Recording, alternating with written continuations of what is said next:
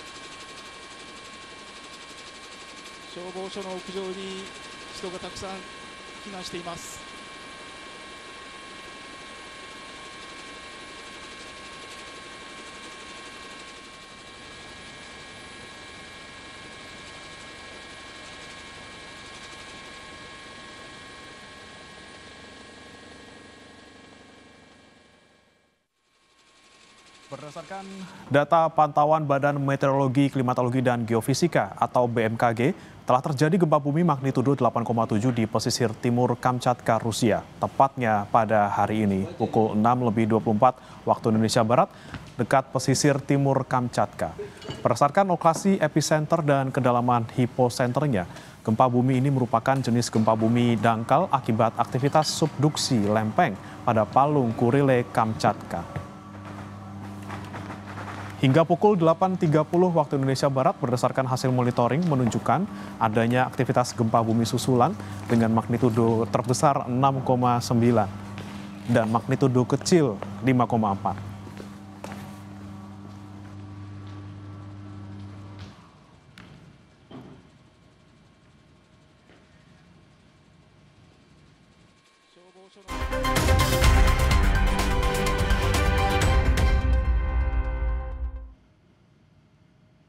Anda menyaksikan Breaking News Kompas TV bersama saya Disti Larasati. Saudara, gempa bumi berkekuatan magnitudo 8,7 terjadi di lepas pantai timur Rusia dan berpotensi tsunami.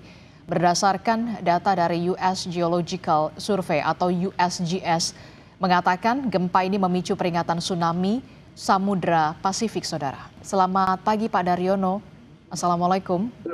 Selamat pagi Mbak. Ya, Pak Daryono, ini kan kita tahu ya, gempa bermagnitudo 8,7 mengguncang Rusia dan berpotensi tsunami. Bagaimana dampaknya sampai ke Indonesia, Pak Daryono? Ya, baik. Saya laporkan bahwa gempa yang terjadi di Rusia Timur atau tempatnya di Kamchatka pada hari ini 30 Juli 2025 pukul 6:24 waktu Indonesia Barat itu berkekuatan 8,7 dan ternyata berpotensi menimbulkan tsunami karena patahan dasar laut yang terbentuk itu merupakan patahan dengan mekanisme naik atau thrust fault ya.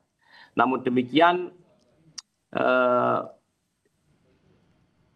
wilayah Indonesia hanya terdampak tsunami dengan ancaman waspada. Artinya tsunami yang dapat terjadi di wilayah Indonesia bagian utara dan timur laut itu hanya status ancaman waspada atau dengan ketinggian di atas kurang dari 0,5 meter, Mbak. Ya, jadi ada beberapa daerah yang perlu kita waspadai, di mana masuk dalam daftar daerah berpotensi tsunami dengan ancaman waspada atau kurang dari 1 meter itu di Talaut, Kota Gorontalo, Halmahera Utara, Manokwari, Raja Ampat, Biak Numfor, Supiori, Sorong bagian utara, Jayapura dan Sarmi, Mbak. Dengan waktu yang bervariasi, dan ini sudah kita sampaikan di berbagai kanal informasi BMKG yang bisa dicek. Dan karena ini ancaman waspada, maka penting untuk direspon bahwa masyarakat harus menjauhi pantai sebelum waktu tiba yang ada dalam list BMKG tersebut, Mbak. Oke, jadi diperkirakan akan tiba di beberapa wilayah begitu ya, tsunami ini ancamannya waspada dan kurang dari 0,5 meter ini perkiraannya di pukul berapa, Pak? Supaya juga warga yang beraktivitas di pesisir pantai ini juga bisa waspada. Seperti yang terjadi di daerah Talaut itu waktu 3 tsunami itu pukul 14:52 waktu Indonesia Tengah. Kemudian Gorontalo pukul 16:39 waktu Indonesia Timur. Kemudian Halmahera Utara itu 16:04.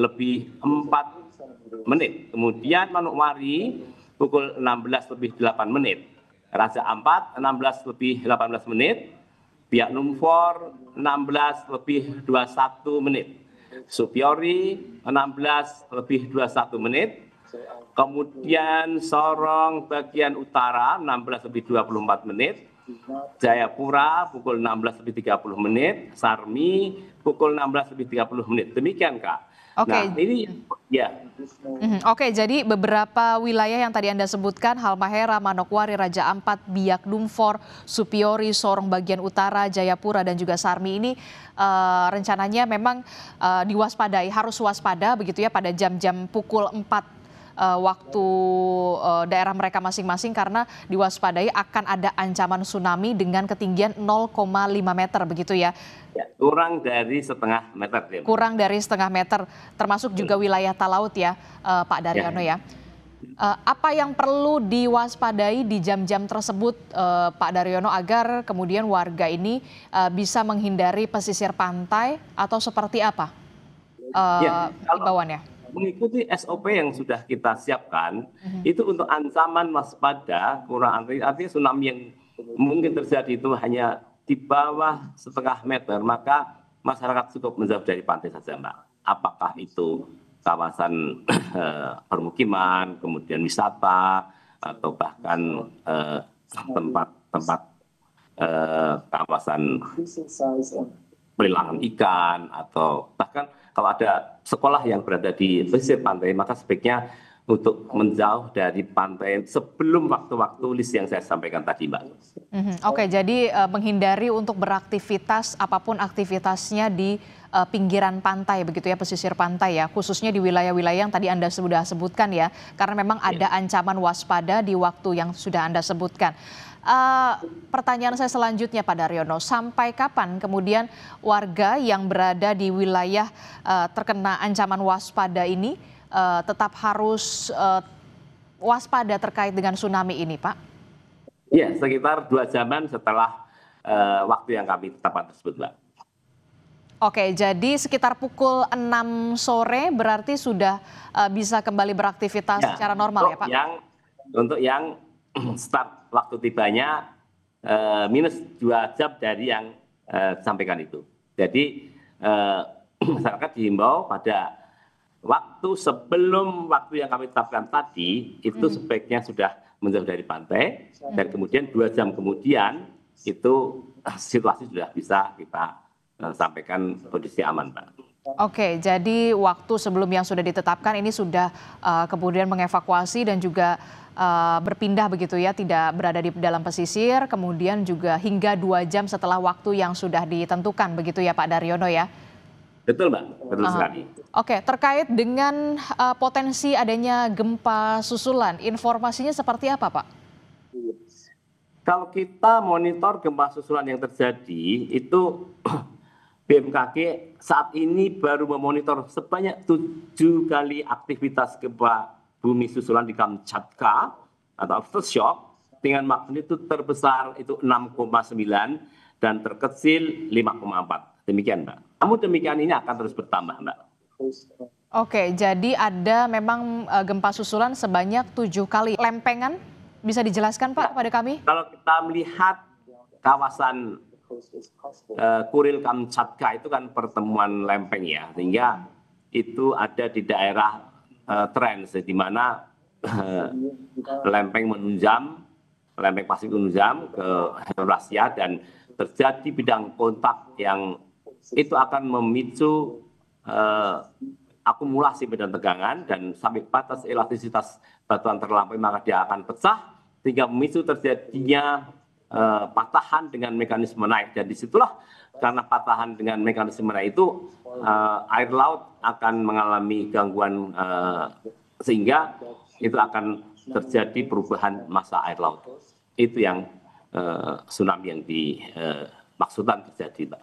Oke, Pak, tadi kan dijelaskan ya Pak, Indonesia terkena dampak ancaman waspada tsunami begitu dengan beberapa wilayah yang tadi sudah Anda sebutkan. Selain Indonesia, dari informasi yang didapatkan dari BMKG, wilayah mana lagi yang kemudian atau negara mana lagi yang kemudian terdampak terkait dengan gempa yang mengguncang Rusia dengan kekuatan 8,7 magnitudo ini, Pak?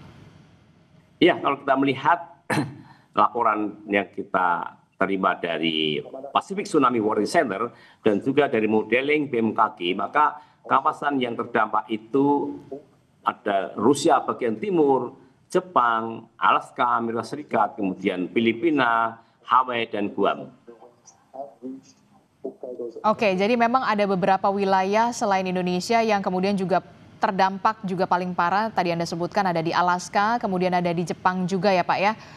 Ya, benar. Oke Pak, memang sudah ada imbauan untuk tidak beraktivitas di pesisir pantai begitu. Tapi apakah ada tanda-tanda yang kemudian bisa diwaspadai ketika tsunami, ancaman waspada tsunami itu akan datang Pak? Apa yang bisa disampaikan oleh BMKG?